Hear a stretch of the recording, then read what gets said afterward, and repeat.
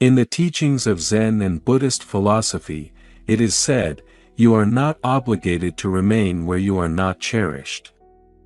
A lotus does not bloom in a barren land. This wisdom, deeply rooted in understanding the impermanence of life and the value of self-respect, reminds us that attachment to situations or people who do not value us can lead to suffering.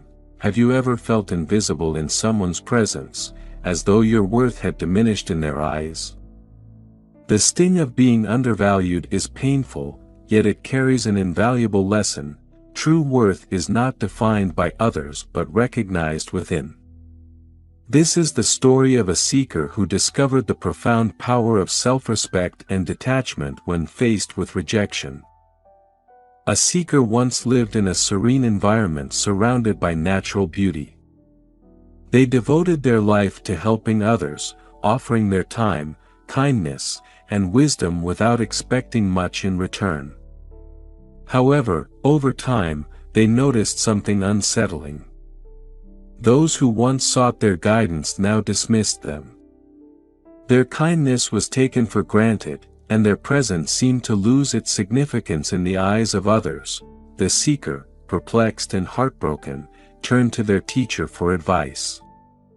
The teacher, a master of Zen philosophy, listened patiently and then asked, "When you pour water into a cup that is already full, what happens?" "It overflows," the seeker replied. "Exactly," said the teacher. "You are pouring your energy and worth into a space that can no longer contain or appreciate it. The time has come to reclaim your essence and redirect it wisely." Recognizing your own worth. The master shared a tale to help the seeker understand the depth of their situation. Once, a pearl of unparalleled beauty was discovered. People admired it for its perfection and clarity. Over time, however, it passed from one hand to another, and its value was forgotten. It was treated as an ordinary stone, discarded and ignored. Did the pearl lose its worth? Or did the people lose their ability to see its brilliance? The seeker understood the metaphor. They realized that their worth was not determined by how others perceived them but by the intrinsic value they carried within. The first step to regaining balance was to stop seeking validation from those who no longer valued them, the power of silence and distance.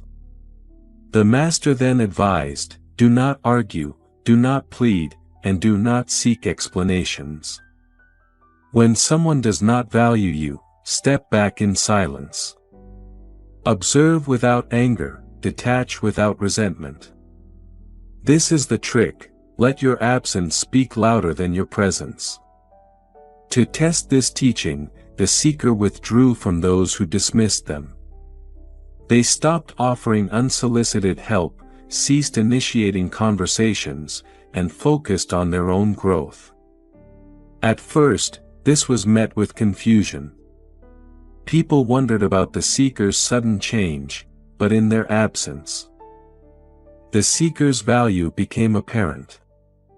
Tasks once effortlessly handled by the seeker now became burdensome for others. The wisdom and kindness they had taken for granted were now missed. This moment of realization was not about revenge or vindication but about balance. As the master taught, absence creates space for appreciation. Only when something is lost do many realize its true value. Cultivating inner strength. During this period of silence and detachment, the seeker turned inward. They practiced meditation and mindfulness, reflecting on their emotions without judgment. The master introduced them to the concept of anatta, or non-self, which teaches that attachment to external validation creates unnecessary suffering. The seeker learned to let go of the need for approval. They repeated the mantra, "I am enough, not because others say so, but because I exist."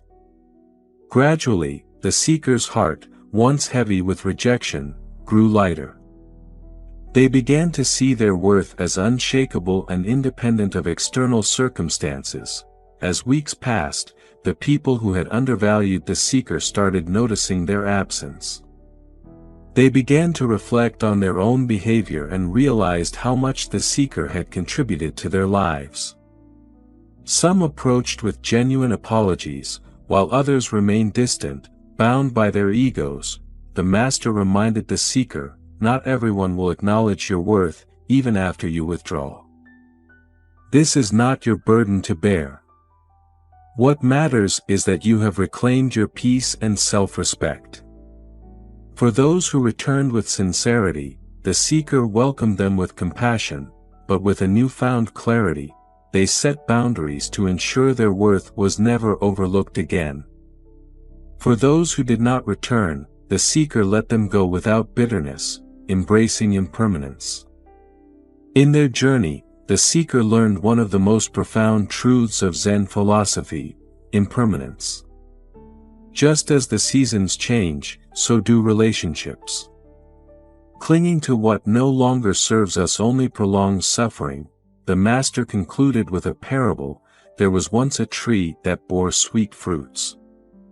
People came to enjoy its shade and nourishment. But over time, some grew careless, carving their names into its bark, breaking its branches. The tree, however, stood tall, silently offering what it could.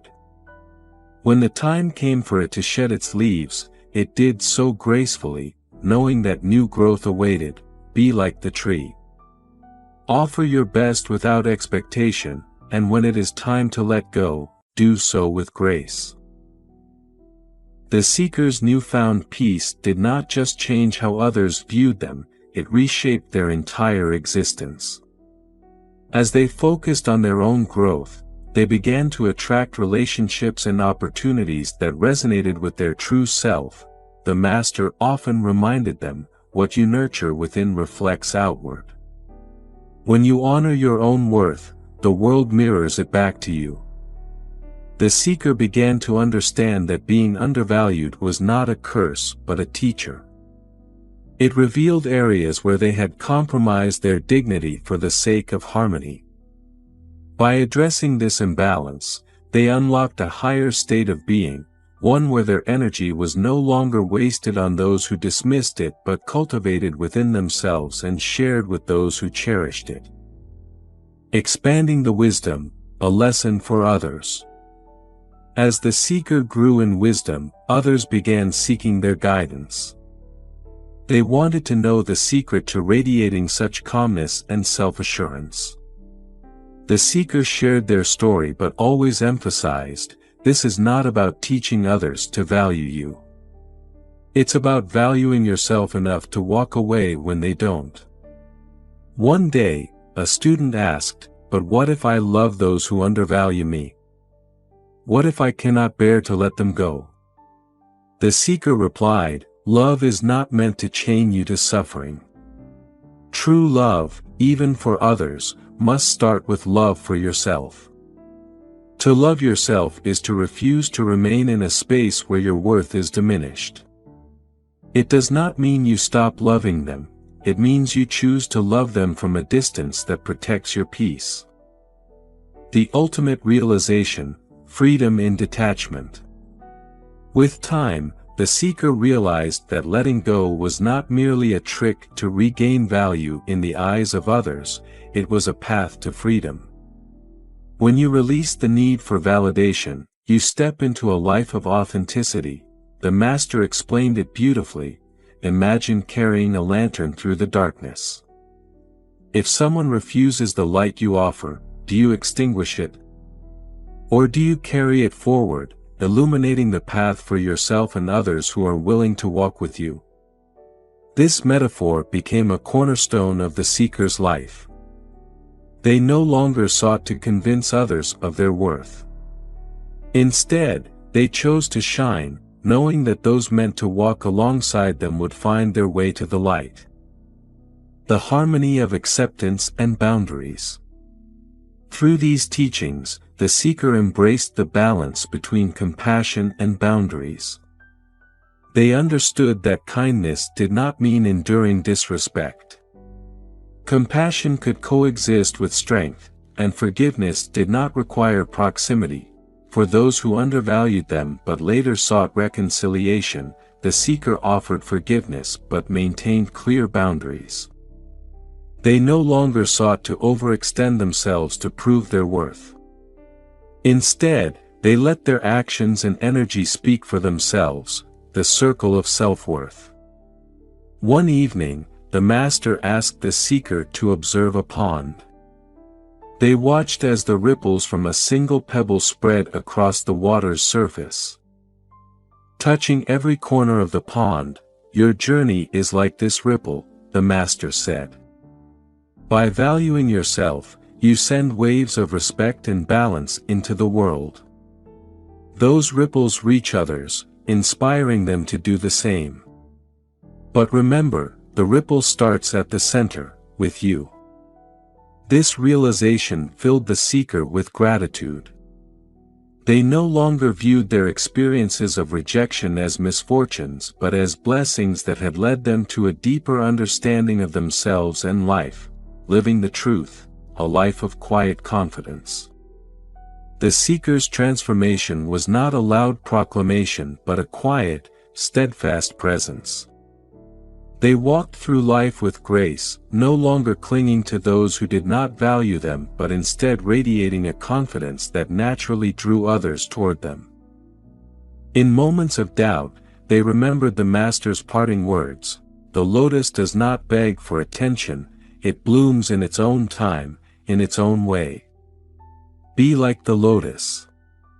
And so, the seeker lived a life of self-respect, peace, and authenticity, proving that when someone doesn't value you, the greatest response is not to convince them otherwise but to value yourself even more. In the end, the story of the seeker is not just a tale of rejection but a journey of awakening. It teaches us that our worth is never diminished by others' inability to see it. Instead, every moment of undervaluation is an opportunity to rediscover our inner strength, recalibrate our focus, and reclaim our peace. When someone doesn't value you anymore, try this simple trick: step back, turn inward, and watch as the universe responds. You may lose certain connections, but you will gain something far greater, yourself. As Zen wisdom concludes, in losing what you thought you needed, you find what you truly are.